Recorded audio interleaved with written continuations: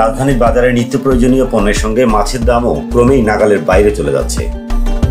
চাল, ডাল, শাক, সবজির দাম আগেই বাড়তি, তার উপর সব ধরনের মাছের বাজারে আগুন লেগেছে। ভরা মৌসুমেও ইলিশের সরবরাহ কম, দাম তাই আকাশচুম্বী। এতে মধ্যবিত্ত ও নিম্ন আয়ের মানুষের জন্য কাঁচা বাজার আরও অস্বস্তিকর হয়ে উঠেছে।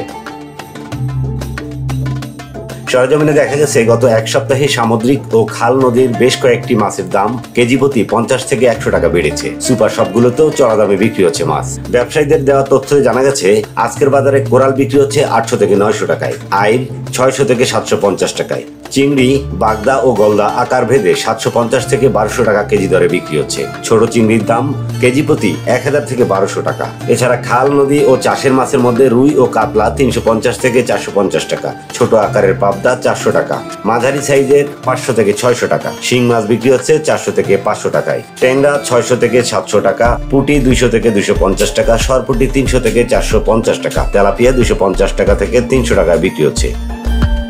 এছাড়া কই মাছ বিক্রি হচ্ছে 200 থেকে 220 টাকা এবং পাঙ্গাস ও সিলভার কাপ মাছ বিক্রি হচ্ছে 250 থেকে 280 টাকা। এদিকে 2 থেকে 2.5 কেজি ওজনের চাষের রুই প্রতি কেজি 550 টাকা পর্যন্ত উঠেছে।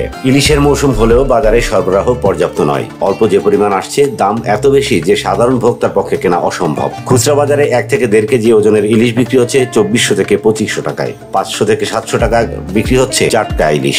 1 কেজির কিছু কম ওজনের ইলিশ 1800 থেকে 2000 টাকায় এবং বড় ইলিশ 2 থেকে 2.5 কেজি ওজনের ইলিশ বিক্রি হচ্ছে 3000 থেকে 3500 টাকায়। সাধারণ মানুষ বলছে, বাজারে সব পণ্যের দাম একসঙ্গে বাড়ায় সংসার চালানো কঠিন হয়ে পড়েছে। অবশ্য বিক্রেতাদের দাবি, পাইকারি বাজারে দাম বাড়ায় তাদের খুচরা দামের প্রভাব ফেলেছে। বিক্রেতারা বলছেন, আড়তে সংকট নেই, কিন্তু কোরবানির ঈদের পর থেকেই অনেক বেশি দাম দিয়ে পাইকারদের কাছ থেকে মাছ কিনতে হচ্ছে, ফলে তাদেরও বেশি দামে বিক্রি করতে হচ্ছে।